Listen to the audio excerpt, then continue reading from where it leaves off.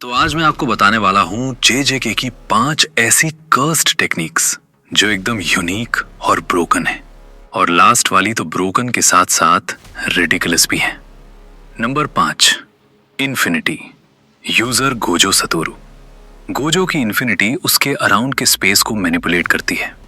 कोई भी अटैक या ऑब्जेक्ट जैसे ही उसकी तरफ बढ़ता है, उसकी स्पीड लगातार कम होती रहती है, जैसे हर मोमेंट वो इन्फिनिट डिवाइड हो रहा हो।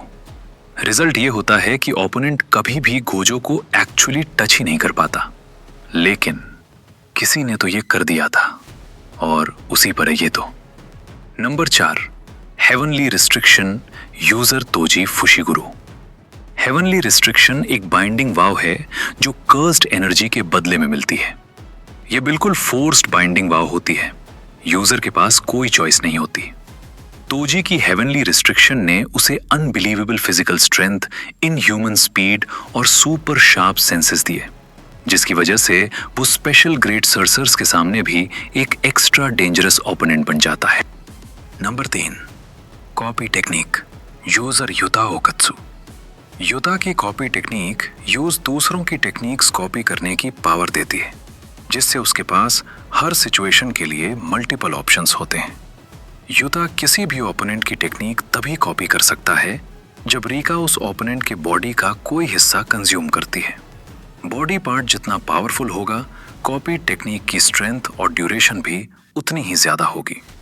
कुछ लोग कहते हैं कॉपी टेक्निक असल में रीका की है और युता रिंग के थ्रू उससे कनेक्ट होकर उसे करता है, लेकिन मेरा मानना है कि युता के अपने कर्स और ट्रॉमा ने ही रीका को क्रिएट किया और वही आगे चलकर कॉपी टेक्निक का सोर्स बनी।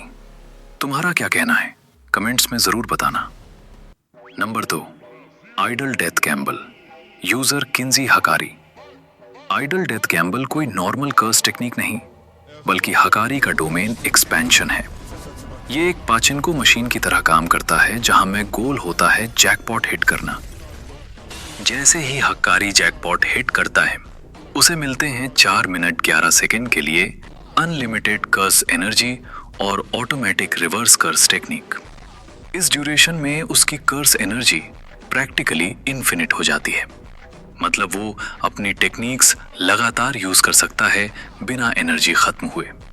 साथ ही उसका बॉडी हर डैमेज को ऑटोमेटिकली हील करता रहता है, जिस वजह से वो लगभग अनबीटेबल बन जाता है। इन 4 मिनट 11 सेकेंड के लिए हकारी इफेक्टिवली इमॉर्टल है।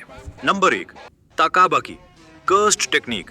यूजर फुमिहिको ताकाबा। ताकाबा की पावर बहुत यूनिक है।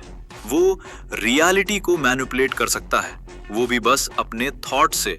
अगर उसे सिचुएशन फनी लगे तो उसकी पावर उसे हील कर सकती हैं, ऑब्जेक्ट्स को मटेरियलाइज कर सकती हैं और उसे डैमेज से इम्यून तक बना देती हैं।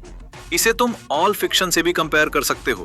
वो कुछ भी रियलिटी में बदल सकता है अगर उसे फनी लगे तो।